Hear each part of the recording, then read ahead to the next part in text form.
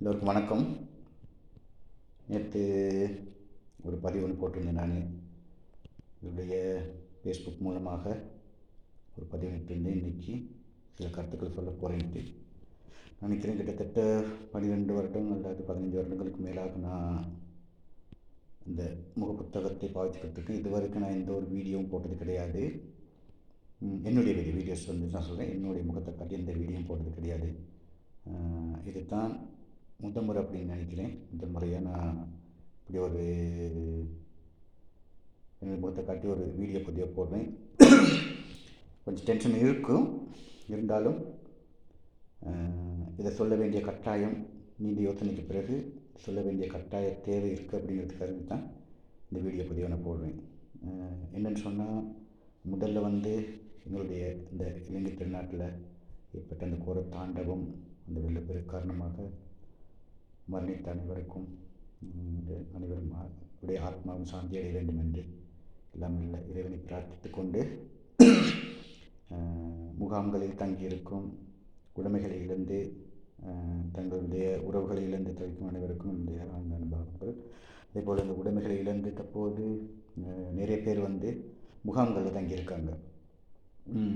அவங்க வந்து கிடைக்க வேண்டிய சகல நிவாரணங்களும் தங்குதடி என்று கிடைக்க வேண்டும். அரசாங்கம் என்ற வகையிலே இந்த அரசாங்கம் நான் நினைக்கிறேன் ஏதோ ஒரு வகையில் சகல வழிகளிலையும் அவங்களுடைய நிவாரணங்களை வந்து அரசாங்கத்தின் ஊடாக வழங்குகிற நிவாரணங்களை வழங்கி வரும். அதே வேளையில் தன்னார்வலர்கள், தொண்டு நிறுவனங்கள், அதே போல் வந்து நிறைய வலைத்தள வாசிகள், குறிப்பாக அந்த யூடியூபர்கள் அப்படின்னு சொல்லி நிறைய பேர் தங்களுடைய நிவாரண பொதிகளை வந்து ஒவ்வொரு மாவட்டங்களுக்கும், பாதிக்கப்பட்ட ஒவ்வொரு மாவட்டங்களுக்கும் கொண்டு செல்றதில் மகிழ்ச்சியான தருணம். இந்த நேரத்தில் வந்து எந்த ஒரு ஜாதி வேத மதம் இல்லாமல் எல்லோரும் வந்து ஒற்றுமையாக இணைந்து அவர்களுடைய உதவிக்கரங்களையும் நேசக்கரங்களையும் ஈட்டிக் கொண்டிருக்காங்க. உண்மையிலேயே வரவேற்கத்தக்க ஒரு விடயம். நான் இங்கே சொல்ல வரப்போகிற முக்கியமான கருத்து என்னென்னு சொன்னேன்னா, இந்த சந்தர்ப்பத்தை பயன்படுத்தி கொள்கிற நபர்களை பற்றி நான் கொஞ்சம் கதைக்கணும்.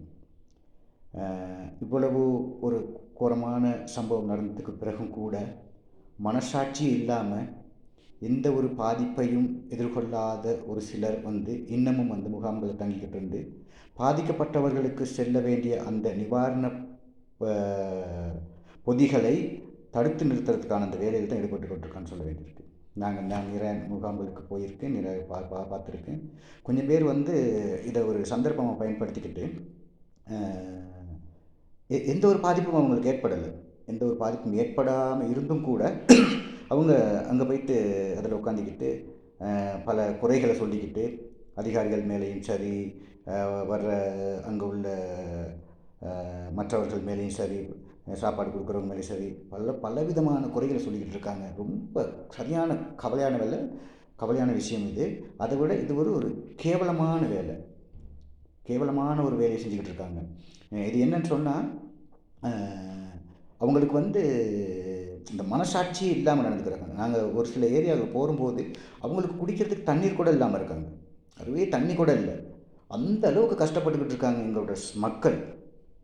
ஆனால் இதை பயன்படுத்திக்கிட்டு எங்களுக்கும் வந்து இப்படியான அனர்த்தங்கள் நிகழ்ந்திருக்குன்னு அனர்த்தத்தில் போயிட்டோம் அப்படின்னு சொல்லி கொஞ்சம் பேர் ரொம்ப ஒரு ஈன செயலை செஞ்சுக்கிட்டு இருக்காங்க. தயவு செய்து உங்களை கையெடுத்து கும்பிட்றேன். நீங்கள்லாம் உங்களோட வீட்டுக்கு வாங்க, வீட்டில் வந்து இருங்க. ஏன்னா உங்களை விட பாதிக்கப்பட்ட இவ்வளோ பேர் ரொம்ப கஷ்டப்பட்டுக்கிட்டு இருக்காங்க. அவங்க நிறைய கஷ்டப்படுறாங்க. அவங்கள போயிட்டு பார்க்கும்போது வார்த்தைகளே இல்லை. நான் கடந்த ஒரு 2-3 தினங்களுக்கு முன்னர் வந்து சகோதரி அந்த ட்ராவல் வித் அக்காச்சின்னு சொல்லுவாங்க, அக்காச்சியை கூட்டிக்கிட்டு நாங்கள் போனோம். மந்தாரன் நுவர,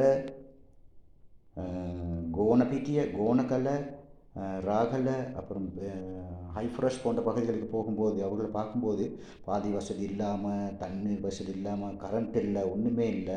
அந்த பகுதிகளுக்கு, அது தூர பகுதிகளுக்கு வந்து சிலர் வந்து போகிறத விரும்ப மாட்டேங்கிறாங்க. ஏன்னா அவங்களுக்கும் உயிர் பயம் இருக்கும். அப்படி இருந்தும் கூட இரவு வேளையில் நாங்கள் போயிட்டு பார்க்கும்போது அவ்வளோ ஒரு கஷ்டமான சூழல் இருந்துச்சு.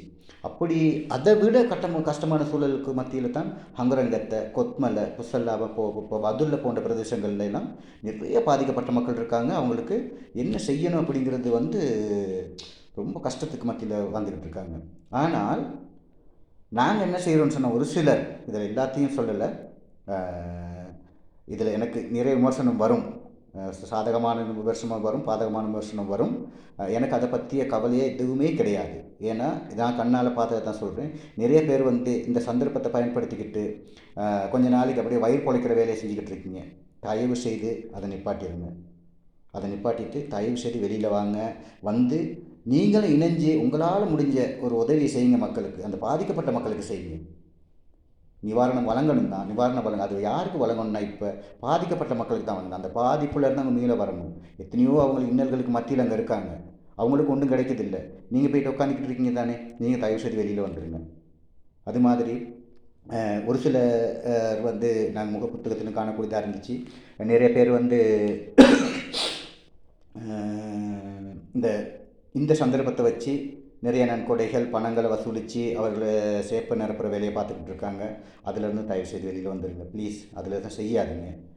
இந்த வார்த்தைகள் வந்து கடுமையான வார்த்தையை பிரயோகிக்கணும் அப்படின்னு தான் நினச்சிக்கிட்டு இருந்தேன். மனசு வரல. ஏன்னா இந்த நேரத்தில் வந்து உங்களை புண்படுத்த நான் விரும்பலை. தயவு செய்து அதிலேருந்து வெளியே வந்தீங்கன்னா ரொம்ப நல்லா இருக்கும். எனவே இந்த பதிவை வந்து நான் தமிழ் மொழியில் மட்டும் இல்லை, சிங்கள மொழியிலையும் வேறு ஒரு பதிவாக நான் பதிவிடுறதுக்கு காத்துக்கிட்டு இருக்கேன்.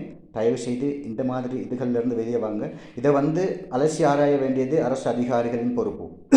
உடனடியாக இப்போ ஒரு பிரச்சனை என்ன இருக்குன்னு சொன்னால், அந்த பாதிக்கப்படாதவங்க அங்கே போயிட்டு இருக்கும்போது NBRO வந்து ரிப்போர்ட் கொடுத்தா தான் அவங்க அங்கே போகலாம். இந்த சந்தர்ப்பத்தை பயன்படுத்திட்டு இப்போ முன்னே வந்து கிராம சேவகர் வந்து அவர்கள் அனுப்பி வச்சிடலாம். இப்போ அப்படி இல்லை. NBRO அதிகாரிகள் யாராச்சும் வந்து இல்லை நீங்கள் வாழ தகுந்த இடமா இல்லையா அப்படிங்கிறத செர்டிஃபை பண்ணால் மட்டும்தான் அவங்களுக்கு போக முடியும்.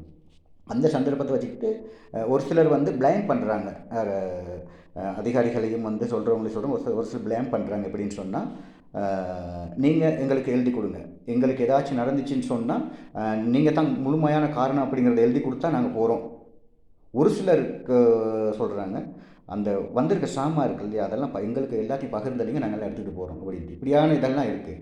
எனவே தயவுசெய்து சம்பந்தப்பட்ட அதிகாரிகள் இவர்கள் மேலே கூடிய கவனம் செலுத்தி உடனடியாக அவங்கள வெளியேற்றினீங்கன்னு சொன்னால், இன்னும் எங்களுடைய நாட்டுக்கு வந்து அபிவிருத்தியையும் செய்யலாம்.